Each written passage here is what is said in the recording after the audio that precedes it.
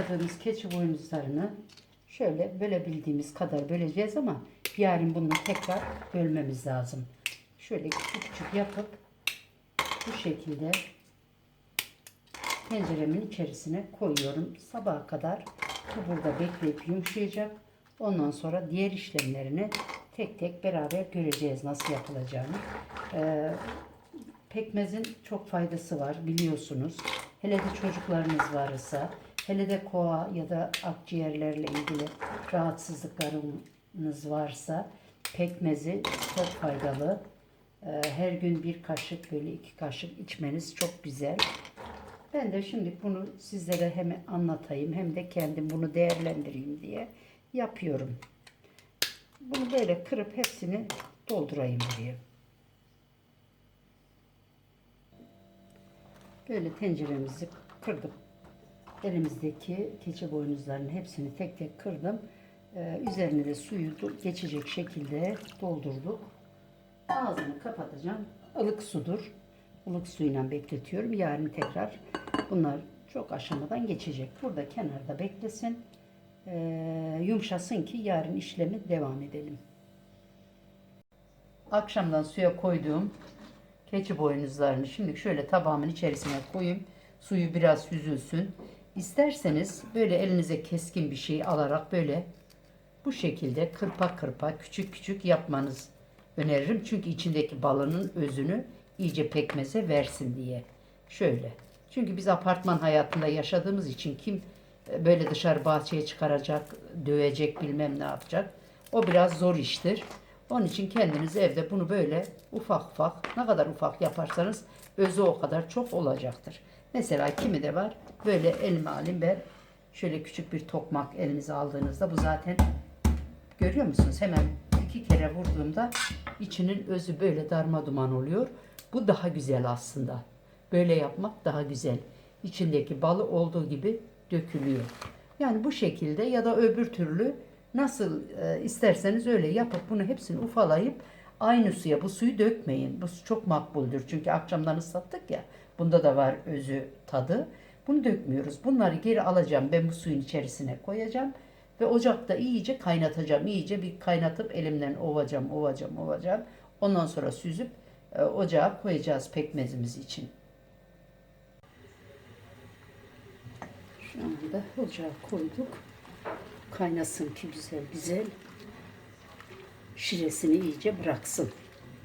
Yoksa pekmez olmaz mı? Önce şiresini bırakması lazım. Böyle karıştıra en az 1 saat böyle kaynatacağım. Ondan sonra süzeceğim.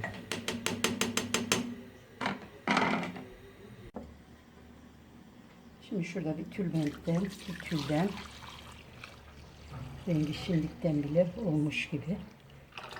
Süzelim bir güzelce ki sonradan pekmezimizin içerisine kalmasın. Şura güzel olsun değil mi?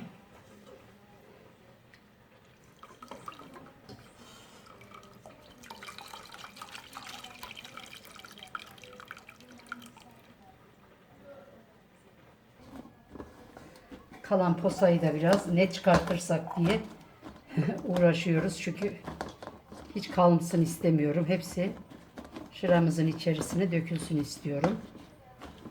Böyle dökelim ikisi.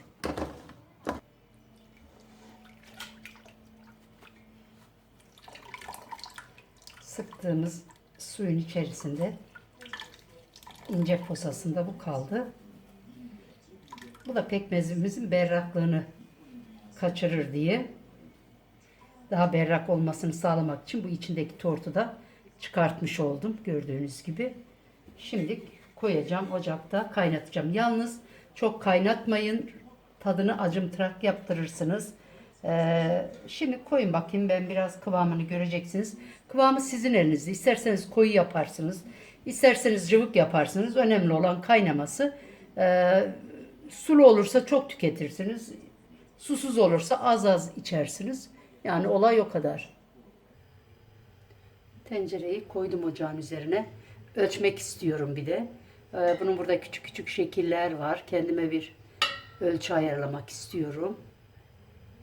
Şurada Şuradaki 1, 2, 3, 4, 5, 7 tane 7 tane damlacık var.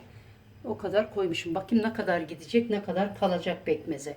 Üzerine oluşan köpükleri kaldıralım ki sonradan pekmezimiz ekşimesin. Onu dikkat edin.